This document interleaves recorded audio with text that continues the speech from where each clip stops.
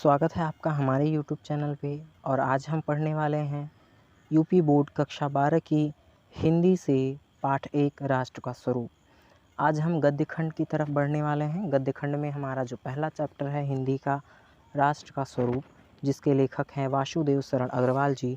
आज हम उनके द्वारा लिखा गया यह निबंध राष्ट्र का स्वरूप पढ़ने वाले हैं। तो चलिए बिना देरी किए हम शुरू करते हैं। वासुदेव शरण अग्रवाल जी का जन्म 1904 में, मृत्यु 1967 में हुआ था। इनकी प्रसिद्ध निबंध संग्रह जो है पृथ्वीपुत्र, उससे हमारा यह निबंध राष्ट्र का स्वरूप लिया गया है।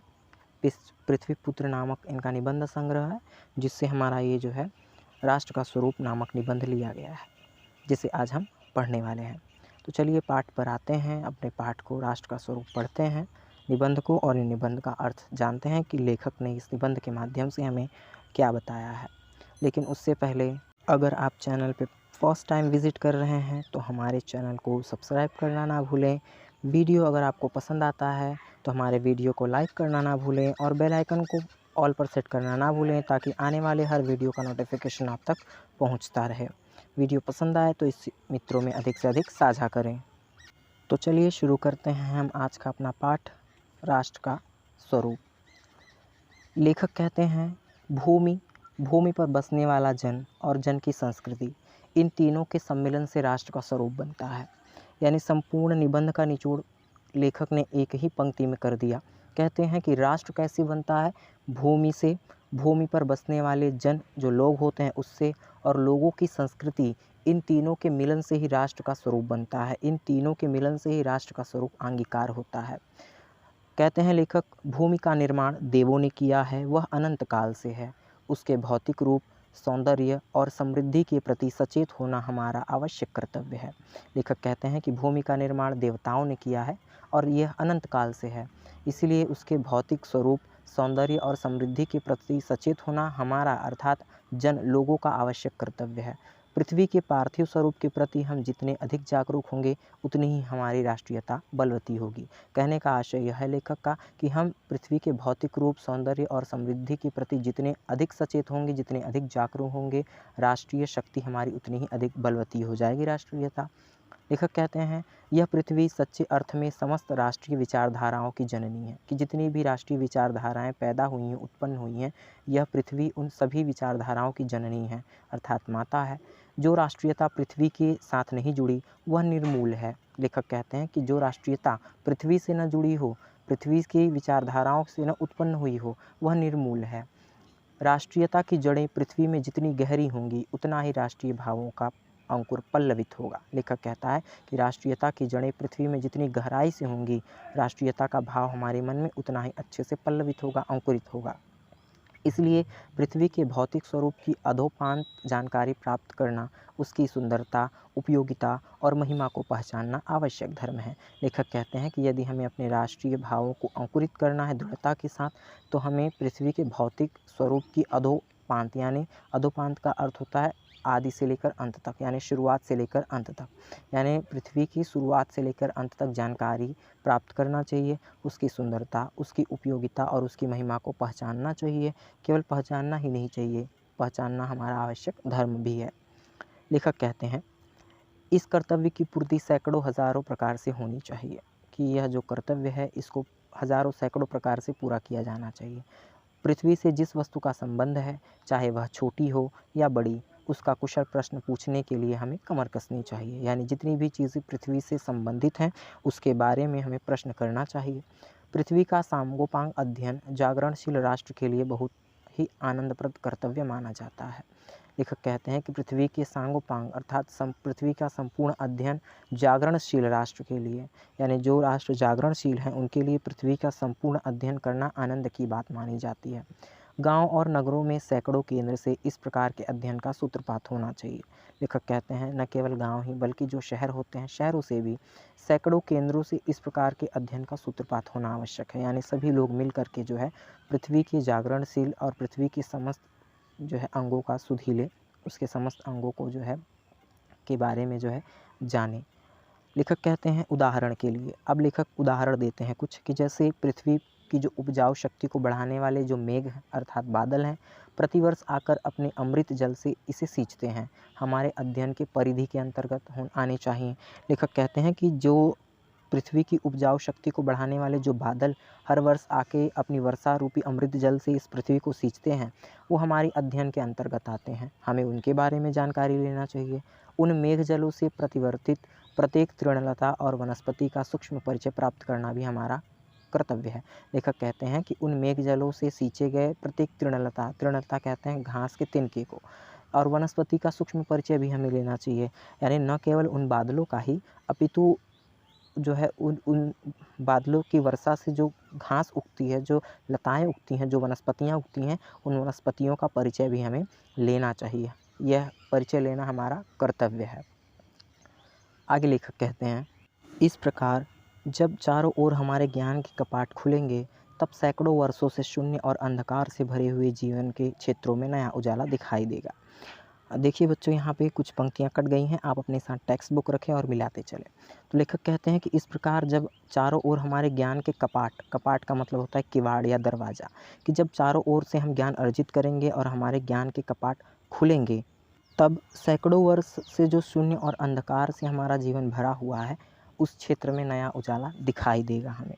अर्थात सैकड़ों वर्षों से जो हमारे जीवन में अंधकार और शून्यता भरी हुई है, जब हम चारों ओर से जो है इन जानकारियों को एकत्र करना शुरू करेंगे, तो हमारे ज्ञान के कपाट खुलेंगे, ज्ञान के दरवाजे खुलेंगे, और सैकड़ों वर्ष से उस शून्य और अंधकार से भरा हुआ जीवन में के क्षेत्र में नया उजाला दिखाई देने को हमें मिलने लगेगा।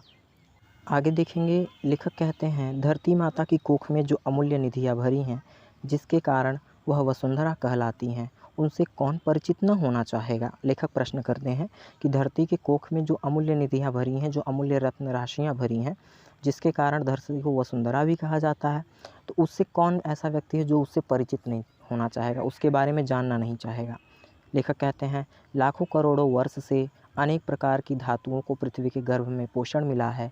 दिन रात बहने वाली नदियों ने पहाड़ों को पीस कर अगणित प्रकार की मिट्टियों से पृथ्वी के देह को सजाया है।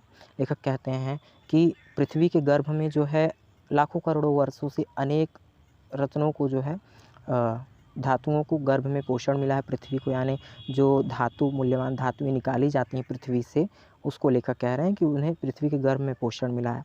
और दिन रात जो नदियाँ बह रही हैं, वो पहाड़ों को पीस कर अगणित प्रकार से, अनगिनत प्रकार से जो है कि मिट्टियों से पृथ्वी के देह को सजा दिया है, यानी अपने साथ पहाड़ों से मिट्टियाँ बहा कर लाती हैं और पृथ्वी की देह को सजाती हैं।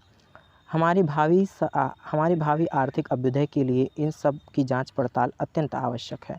पृथ्वी की गोद में जन्म लेने वाले जड़ पत्थर कुशल शिल्पियों के संवारे जाने पर अत्यंत सौंदर्य के प्रतीक बन जाते हैं। लेखक कहते हैं कि हमारे भावी आर्थिक अभ्युदय के लिए, यानी हम यदि अपना विकास करना चाहते हैं, आर्थिक अभ्युदय करना चाहते हैं, तो इन सब की जांच पड़ताल आवश्यक है। और पृथ्वी की गोद में जो जड़ पत्थर जन्म लेते हैं, जब वो संवारे जाते हैं शिल्पियों द्वारा, जब वो शिल्पकारों द्वारा उन्हें संवारा जाता है, तो देखिए कितने सुंदर जो है प्रतीक बन जाते हैं, कितनी सुंदर मूर्तियाँ निखर कर आती हैं। लेखक कहते हैं, नाना भांति के अनगढ़ नगविंद की घाटियों के प्रवाह में सूर्य की धूप से चिलकते रहते हैं। उनको जब कुछ चतुर कारीदार पहलदार कटाव पर लाते हैं, तब उनके प्रत्येक घाट की नई शोभा और सुंदरता फूटती है। वे कोमल हो जाते हैं। देश के नर नारियों के रूप मंडल और सौंदर्य प्रसाधन में इन छोटे पत्थरों का भी सदा से कितना भाग रहा है, अतः एवं हमें उनका ज्ञान भी होना आवश्यक है। लेखक कहते हैं कि जो विंध्य की नदियों के प्रवाह में सूर्य के प्रकाश से चिलकते जो पत्थर होते हैं, जब कुशल कारीगर यानी कुशल जो है पहलदार उन पत्थरों को काट कर जो है उनसे घाटियाँ बनाता है, उनसे नई नई शोभाएँ निकालता है, तो उनकी शोभा देखने को ही मिलती है। वे बड़े ही अनमोल दिखाई देते हैं, और नर नारियों के रूप सौंदर्य में इन जो है छोटे पत्थरों का सदा से कितना भाग रहा है। इसलिए इन छोटे पत्थरों का भी ज्ञान होना हमें आवश्यक है, यानी हर उस छोटी बड़ी चीज़ के बारे में हमें जानकारी लेनी चाहिए जो हमारी पृथ्वी से जुड़ी हुई है। लेखक कहते हैं, पृथ्वी और आकाश के अंतराल में जो कुछ सामग्री भरी है, पृथ्वी के चारों ओर फैले हुए गंभीर सागर में जो जलचर एवं रत्नों की राशियां हैं, उन सब के प्रति चेतना और स्वागत के नए भाव राष्ट्र में फैलने चाहिए। लेखक कहते हैं, पृथ्वी से आकाश के अंतराल कहते हैं बीच की दूरी को, कि आकाश से लेकर पृथ्वी के बीच में जितनी भी चीज़ें हैं, चाहे वो फैले हुआ गंभीर सागर हो, उसके में जलचर यानी जल में रहने वाले जो जीव जंतु हैं वो हैं, चाहे रत्न राशियाँ हों, उन सब के प्रति हमें सचेत होना चाहिए और उन सबको जो है राष्ट्र से अवगत कराना चाहिए। राष्ट्र के नवयुवकों के हृदय में उन सब के प्रति जिज्ञासा की नई किरणें जब तक नहीं फूटेंगी तब तक हम सोए हुए के समान हैं। लेखक कहते हैं कि जब तक जो राष्ट्र के नवयुवक हैं, नए नए युवक हैं, उन सभी के हृदय में उन चीज़ों के प्रति जानकारी प्राप्त करने की जिज्ञासा जब तक नहीं जग जाती तब तक हम सोए हुए के समान हैं। यानी जब तक हम जो है उन चीज़ों के प्रति सचेत नहीं हो जाते, उन चीज़ों के प्रति हमारी जिज्ञासा नहीं जगती, तब तक हम सोए हुए व्यक्ति के समान हैं। लेखक कहते हैं आगे, विज्ञान और उद्यम दोनों को मिलकर राष्ट्र के भौतिक स्वरूप का एक नया ठाठ खड़ा करना है। यह कार्य प्रसन्नता, उत्साह और अथक परिश्रम के द्वारा नित्य आगे बढ़ाना चाहिए। लेखक कहते हैं विज्ञान और उद्यमिता, उद्यमिता का मतलब होता है व्यापार या व्यवसाय, कि विज्ञान और उद्यमिता को मिलाकर जो है हमें राष्ट्र का एक नया भौतिक स्वरूप बनाना है और यह कार्य प्रसन्नता और उत्साह और अथक परिश्रम के द्वारा ही हम संभव कर सकते हैं और उसी के द्वारा हम इसे निरंतर आगे बढ़ा सकते हैं। लेखक कहते हैं हमारा यह ध्येय हो कि राष्ट्र के जितने हाथ हैं उसमें से कोई भी इस कार्य में भाग लिए बिना रीता न रहे, तभी मातृभूमि की पुष्कल समृद्धि और समग्र रूप मंडन प्राप्त किया जा सकता है। लेखक कहते हैं यदि हम मातृभूमि की समृद्धि करना चाहते हैं, उसका रूप मंडन सौंदर्यीकरण करना चाहते हैं, तो हमें क्या करना होगा कि हमारे राष्ट्र में जितने भी हाथ हैं यानी जितने भी लोग हैं वो जो है पृथ्वी को आगे ले जाने के कार्य में रीता न रहे। रीता का मतलब होता है वंचित या अलग होना, कि राष्ट्र के विकास में उसे आगे ले जाने में, उसके नए भौतिक स्वरूप का ठाठ खड़ा करने में कोई भी ऐसा व्यक्ति पीछे न रहे जो भारतवर्ष का या पृथ्वी का निवासी हो। यदि हम ऐसा करते हैं तो हमारी मातृभूमि का एक पुष्कल और जो है समृद्ध रूप मंडन दिखाई देगा, यानी हमारी पृथ्वी जो है आगे की ओर अग्रसर होती हुई दिखाई देगी, जब तक सभी व्यक्ति समान भावना से इस कार्य में अपना सहयोग देंगे। यहाँ लेखक ने भूमि यानी पृथ्वी के बारे में बताया कि किस प्रकार से हमें उसके हर एक चीज़ के बारे में सुधि लेनी चाहिए और हर एक चीज़ के बारे में जब तक हम सुधि नहीं लेंगे तब तक हम सोए हुए के समान हैं। और न केवल सुधि ही लेना चाहिए अपितु उन चीज़ों को आगे बढ़ाने के बारे में भी सोचना चाहिए कि किस प्रकार से हम उनका जो है उनकी समृद्धि कर सकते हैं। आगे लेखक जन के बारे में यानी लोग भूमि पर जो लोग निवास करते हैं उनके बारे में लेखक कहते हैं, भूमि पर निवास करने वाले मनुष्य राष्ट्र का दूसरा अंग है। राष्ट्र का पहला अंग भूमि था जिसके बारे में हमने पढ़ा। लेखक कहते हैं भूमि पर निवास करने वाले जो मनुष्य हैं वह राष्ट्र का दूसरा अंग है, क्योंकि मनुष्य न हो तो भूमि का कोई महत्व ही नहीं होता। तो लेखक कहते हैं पृथ्वी हो और मनुष्य न हो तो राष्ट्र की कल्पना असंभव है, कि अगर पृथ्वी हो और उस पर निवास करने वाले मनुष्य न हो तो उसे राष्ट्र नहीं कहा जा सकता, राष्ट्र की कल्पना ही असंभव है। पृथ्वी और जन दोनों के सम्मिलन से ही राष्ट्र का रूप संपादित होता है, यानी पृथ्वी और जन जब आपस में मिलते हैं यानी पृथ्वी पर जन होंगे तभी राष्ट्र संपादित होता है। जन के कारण ही पृथ्वी मातृभूमि की संज्ञा प्राप्त करती है। जन यानी लोग, कि लोगों के कारण ही पृथ्वी को मातृभूमि की संज्ञा यानी पृथ्वी को माता इसीलिए कहा जाता है क्योंकि इस पृथ्वी पर मनुष्य निवास करते हैं। पृथ्वी माता है और जन सच्चे अर्थों में पृथ्वी का पुत्र है। लेखक कहते हैं पृथ्वी जो है माता है और उस पर निवास करने वाले जो लोग हैं, जन हैं, सच्चे अर्थों में देखा जाए तो वो पृथ्वी के पुत्र हैं, यानी हम सब पृथ्वी की संतानें हैं और पृथ्वी हम सब की जो है माता है। तो लेखक कहते हैं कि पहला जो है आवश्यक अंग है भाई भूमि राष्ट्र के लिए, और भूमि के बाद उसकी हमें सुधि लेनी चाहिए, उसके हर एक चीज़ के बारे में हमें जानकारी लेनी चाहिए। फिर यानी राष्ट्र का दूसरा अंग मनुष्य है। यदि भूमि हो और मनुष्य ना हो तो जो है राष्ट्र की कल्पना नहीं हो सकती, राष्ट्र संपादित ही नहीं हो सकता। और पृथ्वी जो है हमारी माता के समान है और हम उसके पुत्र के समान हैं। आगे लेखक कहते हैं माता भूमि पुत्रो अहम पृथ्विया। एक श्लोक दिया है कि माता भूमि हमारी माता है, पुत्रो अहम, पुत्रो यानी पुत्र, अहम यानी मैं, पृथ्वी यानी पृथ्वी का। भूमि माता है, मैं उसका पुत्र हूँ। जन के हृदय में इस सूत्र का अनुभव ही राष्ट्रीयता की कुंजी है। इसी भावना से राष्ट्र निर्माण के अंकुर उत्पन्न होते हैं। लेखक कहते हैं जब व्यक्ति के हृदय में यह सूत्र अनुभव होने लगता है कि पृथ्वी माता है और मैं उसका पुत्र हूँ, तो यही समझिए कि राष्ट्रीयता की कुंजी है, व्यक्ति के हृदय में राष्ट्रीयता उत्पन्न हो रही है। और जब यह भावना उगती है तो समझिए कि राष्ट्र निर्माण के अंकुर जो है उत्पन्न होने लगे हैं। यह भाव जब सशक्त रूप में जागृत है तब राष्ट्र निर्माण के स्वर वायुमंडल में भरने लगते हैं। इस भाव के द्वारा ही मनुष्य पृथ्वी के साथ अपने सच्चे संबंध को प्राप्त करते हैं। जहाँ यह भाव नहीं है वहाँ जन और भूमि का संबंध अचेतन और जड़ बना रहता है। जिस समय जन का हृदय भूमि के साथ माता और पुत्र के संबंध को पहचानता है, उसी क्षण आनंद और श्रद्धा से भरा हुआ उसका प्रणाम भाव मातृभूमि के लिए इस प्रकार प्रकट होगा। लेखक कहते हैं, जब यह भाव सशक्त हो जाता है तो राष्ट्र निर्माण के स्वर वायुमंडल में स्वयं ही भरने लगते हैं। यानी जब व्यक्ति के अंदर भूमि माता और मैं उसका पुत्र का भाव उत्पन्न होता है तो राष्ट्र निर्माण का स्वर जो है वायुमंडल में भरने लगता है और मनुष्य जो है सच्चे अर्थों में पृथ्वी के साथ अपने संबंध को प्राप्त कर लेता है। और यह भाव यह नहीं है कि जन और भूमि का संबंध अचेतन और जड़ बना रहे। यानी जिस समय जन का हृदय भूमि के लिए माता और पुत्र के संबंध को पहचान जाता है, लेखक कहते हैं, वही क्षण आनंद और श्रद्धा से भरा हुआ होता है। और जब यह व्यक्ति अपने हृदय में सोच लेता है, व्यक्ति अपने हृदय में यह महसूस करता है कि पृथ्वी मेरी माता है और मैं उसका पुत्र हूँ, तो लेखक कहते हैं उसका प्रमाण भाव मातृभूमि के लिए कुछ यूँ प्रकट होता है कि नमो मातृ पृथ्वीये, नमो मातृ पृथ्वीये, माता पृथ्वी को प्रणाम है, माता पृथ्वी को प्रणाम है। अर्थात जब व्यक्ति के हृदय में जो है यह भाव अनुभूत होने लगता है कि भूमि माता है, मैं उसका पुत्र हूँ, तो उसका जो प्रणाम भाव है खुद ब खुद मातृभूमि के लिए प्रकट होने लगता है कि पृथ्वी माता को प्रणाम है, पृथ्वी माता को प्रणाम है। आगे लेखक कहते हैं, यह प्रणाम भाव ही भूमि और जन का दृढ़ बंधन है। इस दृढ़ भित्ति पर राष्ट्र का भवन तैयार किया जाता है। इसी दृढ़ चट्टान पर राष्ट्र का चीर जीवन आश्रित रहता है। इसी मर्यादा को मानकर राष्ट्र के प्रति मनुष्यों के कर्तव्य और अधिकारों का उदय होता है। लेखक कहते हैं कि यह प्रणाम भाव ही भूमि और जन का दृढ़ बंधन है और इसी दृढ़ भित्ति पर राष्ट्र का भवन, यानी इसी दृढ़ चट्टान पर जो है राष्ट्र का भवन तैयार होता है। और लेखक कहते हैं, और मनुष्य के कर्तव्य और अधिकारों का उदय होता है। जो जन पृथ्वी के साथ माता और पुत्र के संबंध को स्वीकार करता है, उसे ही पृथ्वी के वरदान में भाग पाने का अधिकार है। लेखक कहते हैं, जो भी मनुष्य पृथ्वी पर निवास करता है और पृथ्वी के साथ माता और पुत्र का अपना जो है संबंध को स्वीकार करे कि पृथ्वी माता है और मैं उसका पुत्र हूँ, वही व्यक्ति पृथ्वी के वरदान में भाग पाने का अधिकारी है। यानी पृथ्वी पे जो चीज़ें हमें मिल रही हैं उसके वरदान में भाग पाने का केवल उन्हीं व्यक्तियों को अधिकार है जो पृथ्वी के साथ माता और पुत्र का संबंध रखते हैं, स्वीकार करते हैं। माता के प्रति अनुराग और सेवा भाव पुत्र का स्वाभाविक कर्तव्य है। वह एक निष्कारण धर्म है। स्वार्थ के लिए पुत्र का माता के प्रति प्रेम पुत्र के अधःपतन को सूचित करता है। लेखक कहते हैं, माता के प्रति अनुराग यानी प्रेम होना और सेवा भाव रखना पुत्र का आवश्यक कर्तव्य होता है। वह एक निष्कारण धर्म है। निष्कारण धर्म का मतलब होता है बिना कारण का। निष्कारण का मतलब होता है स्वार्थ की भावना से रहित, यानी जिसमें किसी भी प्रकार का जो है हीन भावना, जिसमें किसी भी प्रकार की स्वार्थ की भावना न हो।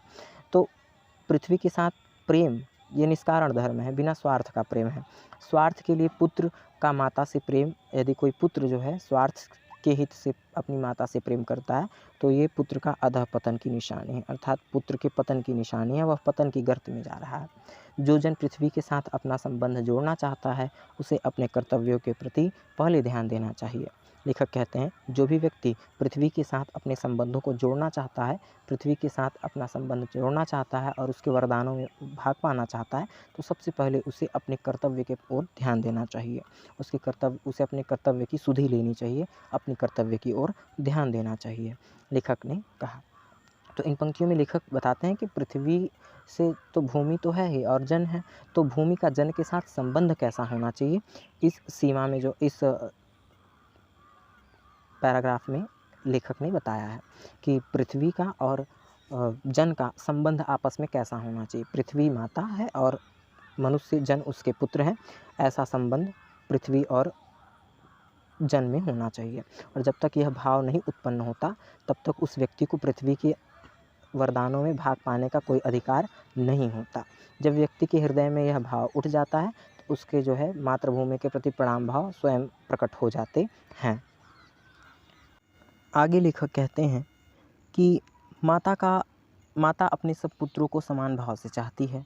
इस प्रकार पृथ्वी पर बसने वाले जन बराबर हैं, उनमें ऊंच नीच का भाव नहीं है। जो मातृभूमि के उदय के साथ जुड़ा हुआ है वह समान अधिकार का भागी है। लेखक कहते हैं कि माता अपने सभी पुत्रों को समान भाव से चाहती है, इसलिए पृथ्वी पर जितने भी लोग निवास करते हैं सब उसके पुत्र हैं और पृथ्वी हमारी माता है। तो इसलिए उनमें निवास करने वाले जीवों में कोई भी ऊंच नीच का भेदभाव नहीं होता। और जो व्यक्ति मातृभूमि के उदय के साथ जुड़ा हुआ है, यानी ये जो समानता का भाव है ये मातृभूमि के उदय से ही इसके साथ जुड़ा हुआ है। और जो व्यक्ति इसके साथ जुड़ा है वो उसमें जो है अपनी माता का जो है समान भाव से प्रेम पाने का अधिकारी है। पृथ्वी पर निवास करने वाले जन का विस्तार अनंत है। नगर और जनपद, पुर और गांव, जंगल और पर्वत, नाना प्रकार के जन से भरे हुए हैं। लेखक कहते हैं कि पृथ्वी पर निवास करने वाले लोगों का जो विस्तार है अनंत है, यानी आप ये संपूर्ण पृथ्वी लोगों से भरी हुई है। चाहे नगर हो या जनपद, गांव हो, जंगल हो, पर्वत हो, सभी आप कहीं भी चले जाइए आपको वहाँ पर लोग देखने को मिल जाएंगे। तो जन से भरा हुआ यह पृथ्वी है और ये जन अनेक प्रकार की भाषा बोलते हैं और अनेक धर्म को मानने वाले भी हैं। लेखक कहते हैं फिर भी मातृभूमि के पुत्र हैं और इस प्रकार इसका सौहार्द भाव अखंड है। लेखक कहते हैं कि भले ही ये विविध स्थानों पर निवास करने वाले जो लोग अलग अलग भाषाएं बोलते हों, अलग अलग जाति, अलग अलग धर्म के हो, लेकिन जो इनका सौहार्द भाव है अर्थात परस्पर सहयोग की जो भावना है वह क्या है, अखंड है, अर्थात एक है। सभ्यता और रहन सहन की दृष्टि से जन एक दूसरे से आगे पीछे हो सकते हैं, किंतु इस कारण से मातृभूमि के साथ उनका जो संबंध है उसमें कोई भेद उत्पन्न नहीं हो सकता। लेखक कहते हैं कि सभ्यता या रहन सहन के अनुसार व्यक्ति एक दूसरे से आगे पीछे हो सकते हैं, परंतु जो पृथ्वी के साथ उनका संबंध है उसमें जो है उसकी दृष्टि में यह कोई भी व्यक्ति आगे या पीछे नहीं हो सकता। लेखक कहते हैं पृथ्वी के विशाल प्रांगण में सब जातियों के लिए समान क्षेत्र है। समन्वय के मार्ग से भरपूर प्रगति और उन्नति करने का सबको एक जैसा अधिकार है। कि लेखक कहते हैं कि पृथ्वी का जो विशाल प्रांगण है, प्रांगण का मतलब होता है मैदान, कि पृथ्वी का जो विशाल प्रांगण है इसमें सब जाति के मनुष्यों के लिए समान क्षेत्र है और समन्वय से भरपूर प्रगति का मार्ग और उन्नति करने का भी सबको एक समान अधिकार है। किसी व्यक्ति को कम या किसी व्यक्ति को अधिक नहीं, पृथ्वी ने सबको जो है समान अधिकार दिया है अपना विकास करने का। किसी जन को पीछे छोड़कर राष्ट्र आगे नहीं बढ़ सकता, अतएव राष्ट्र के प्रत्येक अंग की सुधि हमें लेनी होगी। लेखक कहते हैं कि किसी राष्ट्र को यदि हम पीछे छोड़ दें, राष्ट्र के किसी अंग को हम पीछे छोड़ दें तो आगे नहीं जा सकते। ठीक उसी प्रकार से कि अगर राष्ट्र का कोई अंग पीछे है तो वो संपूर्ण राष्ट्र जो है विकास नहीं कर सकता और उस राष्ट्र के अंग की सुधि हमें लेनी चाहिए। लेखक कहते हैं राष्ट्र के शरीर के एक भाग में यदि अंधकार और निर्बलता का निवास है तो समग्र राष्ट्र का स्वास्थ्य उतने अंश में असमर्थ रहेगा। इस प्रकार समग्र राष्ट्र को जागरण और प्रगति की एक जैसी उदार भावना से संचारित होना चाहिए।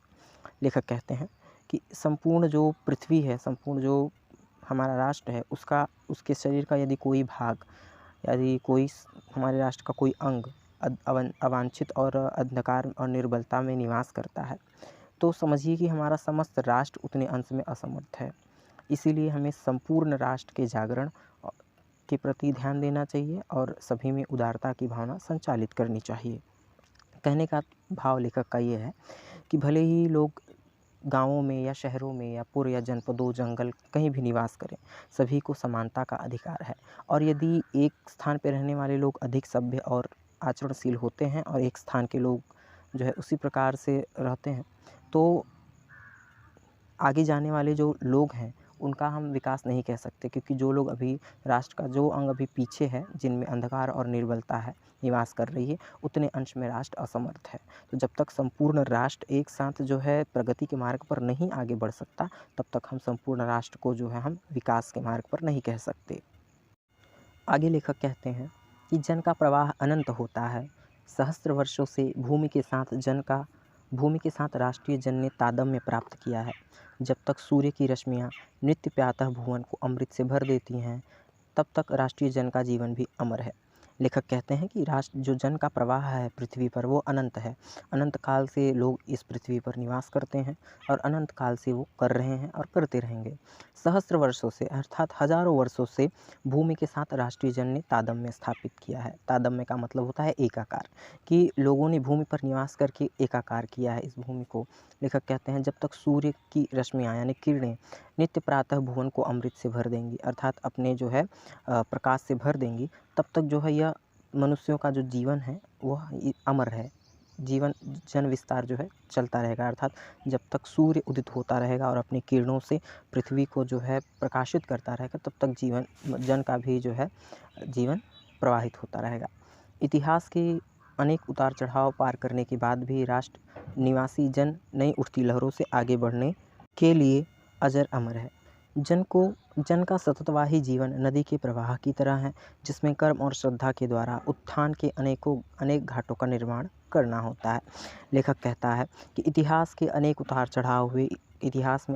चढ़ाव का मतलब इतिहास में अनेक युद्ध लड़ाइयाँ लड़ी गईं, उसके बाद भी जो राष्ट्र में निवास है उसकी नई उठती लहरें हमेशा के लिए अजर और अमर है।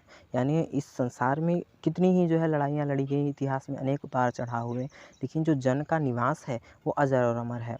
जन का सततवाही जीवन नदी के प्रवाह की तरह है, यानी लोगों का जो जीवन है नदी के प्रवाह की तरह, जिस प्रकार से नदी निरंतर अविरत जो है आगे बढ़ती रहती है, उसी प्रकार से जन का जो निवास है वो सततवाही है, अर्थात सदा प्रवाहित होने वाला, स्थायी है, जिसमें कर्म और श्रद्धा के द्वारा उत्थान के अनेक घाटों का निर्माण करना होता है। लेखक कहते हैं कि जिसमें कि इस राष्ट्र में निवास करने वाले जन अपनी कर्म और श्रद्धा के आधार पर उत्थान का मतलब होता है उन्नति के जो है अनेक घाटों का निर्माण करते हैं, अर्थात श्रद्धा और कर्म के द्वारा।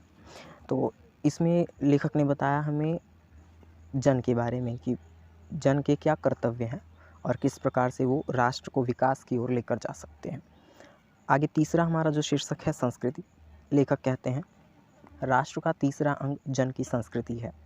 मनुष्यों ने युगों युगों से जिस सभ्यता का निर्माण किया है वही उसके जीवन की श्वास प्रश्वास है। लेखक ने कहा राष्ट्र का प्रथम अंग भूमि, दूसरा अंग जन और तीसरा जो है संस्कृति है। इन्हीं तीनों से मिलकर राष्ट्र का निर्माण होता है। तो लेखक कहते हैं राष्ट्र का तीसरा अंग जन की संस्कृति, उनकी सभ्यता है, और मनुष्य ने युगों युगों से जिस सभ्यता का निर्माण किया है वही हमारा श्वास प्रश्वास है, उसी के अनुसार हमारा जीवन यापन होता है, उसी के अनुसार हमारे नियम वगैरह चलते हैं। तो लेखक कहते हैं कि बिना संस्कृति के जन की कल्पना कबंध मात्र है, कि यदि संस्कृति ना हो तो जन की कल्पना कबंध के समान है। कबंध का मतलब होता है बिना सिर के धड़, यानी बिना सिर के जो धड़ शरीर होता है वैसा, ठीक, धड़ रहित। तो लेखक कहते हैं बिना संस्कृति की लोगों की कल्पना ही नहीं की जा सकती। अगर बिना संस्कृति के लोगों की कल्पना की जाए तो बिना सर के रहित धड़ समझिए, ऐसा समझिए जन को। संस्कृति ही जन का मस्तिष्क है। संस्कृति के विकास और अभ्युदय के द्वारा ही राष्ट्र की वृद्धि संभव है। राष्ट्र के लेखक कहते हैं संस्कृति ही विकास और अभ्युदय के द्वारा राष्ट्र की वृद्धि करता है, यानी अगर किसी राष्ट्र की जो है संस्कृति का विकास होता है और उसका अभ्युदय होता है तो उस राष्ट्र की वृद्धि संभव है। लेखक कहते हैं राष्ट्र के समग्र रूप में भूमि और जन के साथ साथ जन की संस्कृति का महत्वपूर्ण स्थान है। लेखक कहते हैं कि राष्ट्र के समग्र रूप से जो है राष्ट्र के समग्र जो है विकास के लिए जितना ही भूमि की विकास की आवश्यकता है, जितना जन की आवश्यकता है, उतना ही संस्कृति का भी महत्वपूर्ण स्थान है, यानी तीनों का महत्वपूर्ण स्थान है। यदि भूमि और जन अपनी संस्कृति से विरहित कर दिए जाएं तो राष्ट्र का लोप समझना चाहिए। लेखक कहते हैं यदि जन और भूमि को संस्कृति से विरहित कर दिया जाए, विहीन अलग कर दिया जाए, विच्छिन्न कर दिया जाए तो राष्ट्र का लोप समझना चाहिए, अर्थात राष्ट्र को जो है नगण्य समझना चाहिए, समाप्त के समान समझना चाहिए। जीवन की विटप का पुष्प संस्कृति है, कि जीवन रूपी जो विटप अर्थात वृक्ष है, इस जीवन के वृक्ष का पुष्प संस्कृति है, और जिस वृक्ष में पुष्प न लगे उस वृक्ष की सुंदरता नहीं होती है। उसी प्रकार से जब मनुष्य के जीवन में संस्कृति ना हो तो मनुष्य का जीवन रूपी जो विटप वृक्ष है वो उचित नहीं होता। तो जीवन की विटप का पुष्प संस्कृति ही है। लेखक कहते हैं संस्कृति के सौंदर्य और सौरभ से ही राष्ट्रीय जन के जीवन का सौंदर्य और यश अंतर्निहित है, कि संस्कृति के सौंदर्य और सौरभ सुगंध से ही राष्ट्रीय जो जन है उनके जीवन का सौंदर्य और यश अंतर्निहित है। ज्ञान और कर्म दोनों के पारस्परिक प्रकाश की संज्ञा संस्कृति है। लेखक कहते हैं कि संस्कृति है क्या? ज्ञान और कर्म दोनों का पारस्परिक प्रकाश, यानी दोनों का प्रकाश ही क्या है? संस्कृति है। भूमि पर बसने वाले जन ने ज्ञान के क्षेत्र में जो सोचा है और कर्म के क्षेत्र में जो रचा है, दोनों के रूप में हमें राष्ट्रीय संस्कृति के दर्शन मिलते हैं। लेखक कहते हैं भूमि पर जो जन निवास करता है उसने ज्ञान के क्षेत्र में जो सोचा और कर्म के क्षेत्र में जो किया है, दोनों के रूप को ही राष्ट्रीय संस्कृति, यानी दोनों ही रूपों में जो है राष्ट्रीय संस्कृति के दर्शन मिलते हैं। जीवन के विकास की युक्ति ही संस्कृति के रूप में प्रकट होती है। प्रत्येक जाति अपनी अपनी विशेषताओं के साथ इस युक्ति को निश्चित करती है और उससे प्रेरित संस्कृति का विकास करती है। लेखक कहते हैं कि जीवन के विकास की युक्ति संस्कृति ही है, यानी संस्कृति के से ही जो है जीवन के विकास की युक्ति प्रकट होती है। लेखक कहते हैं कि प्रत्येक जाति को अपनी अपनी विशेषताओं के साथ इस युक्ति को सुनिश्चित करना चाहिए और इससे जो है संस्कृति को प्रेरित करके उसका विकास करना चाहिए।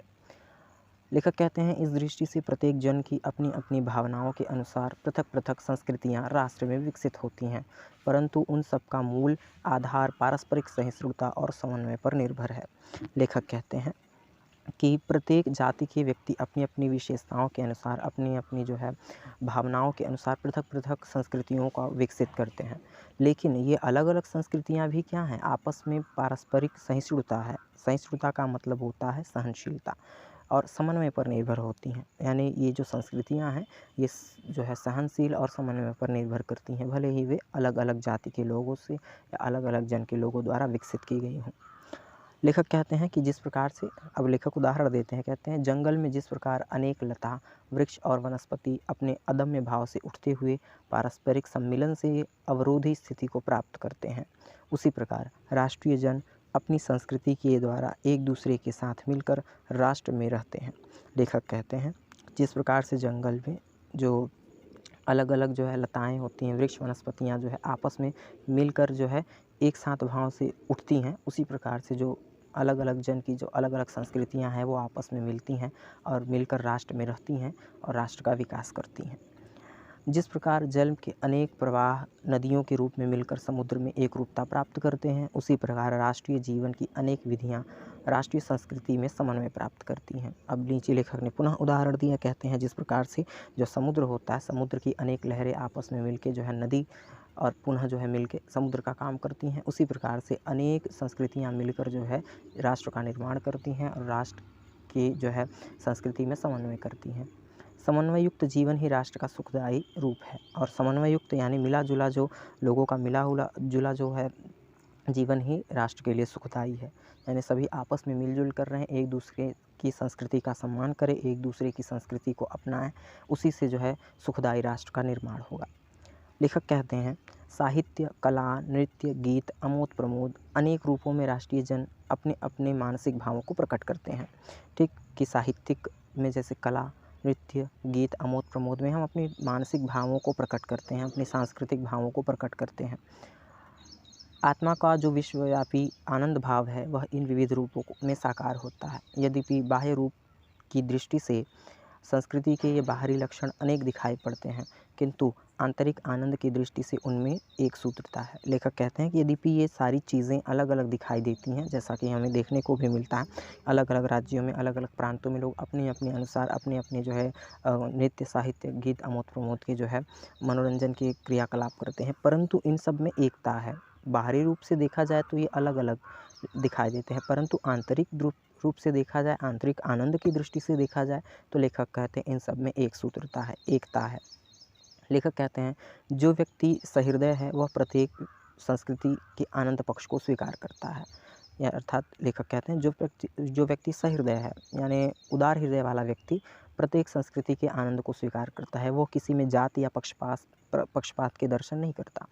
इस प्रकार की उदार भावना ही विविध जनों से बने हुए राष्ट्र के लिए स्वास्थ्यकर है।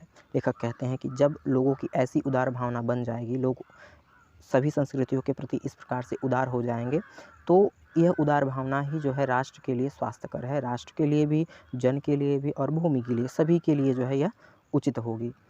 लेखक कहते हैं गांव और जंगलों में स्वच्छंद जन्म लेने वाले गीतकारों में तारों के नीचे विकसित लोक कथाओं में संस्कृति का अमिट भंडार हुआ है, जहाँ से आनंद की भरपूर मात्रा प्राप्त हो सकती है। राष्ट्रीय संस्कृति के परिचय काल में उन सबका स्वागत करने की आवश्यकता है। लेखक कहते हैं कि गांव और जंगलों में जो स्वच्छंद लोकगीतकार हुआ करते थे, गीतकारों ने तारों के नीचे बैठ कर के जो है लोक कथाओं इत्यादि की रचनाएं की हैं और उनका और अपना अमिट भंडार दिया है, यानी लोक कथाओं से संबंधित जो अपना अमिट भंडार दिया है। लेखक कहते हैं वो सभी आनंद से भरपूर हो सकता है और राष्ट्रीय संस्कृति के जीवन काल परिचय काल में उन सबका स्वागत करने की आवश्यकता है, यानी उन चीज़ों को लाने और उन चीज़ों को अपने जीवन में अपनाने की आवश्यकता है। क्योंकि जब तक हम उन चीज़ों को अपने जीवन में साक्षात्कार नहीं करेंगे, उन्हें अपने जीवन में नहीं लाएँगे, तब तक हमारे जीवन का न तो विकास हो सकता है और न ही हमारे राष्ट्र का विकास हो सकता है।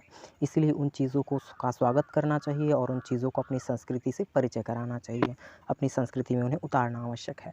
लेखक कहते हैं, पूर्वजों ने चरित्र और धर्म विज्ञान, साहित्य, कला और संस्कृति के क्षेत्र में जो कुछ भी पराक्रम किया है, उस सारे विस्तार को हम गौरव के साथ धारण करते हैं और उसके तेज को अपने भावी जीवन में साक्षात देखना चाहते हैं।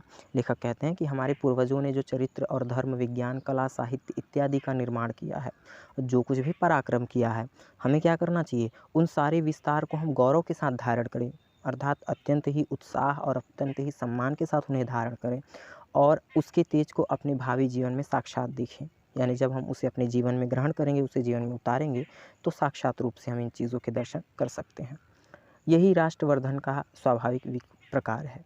अर्थात राष्ट्रवर्धन का मतलब है राष्ट्र की उन्नति, वर्धन का मतलब होता है उन्नति, कि राष्ट्र की उन्नति का यही एक स्वाभाविक आधार है कि हम उन सभी विरासतियों द्वारा रची इतिहास, साहित्य और धर्म, कला की चीज़ों को अपने जीवन में लाएँ, उसे साक्षात्कार करें।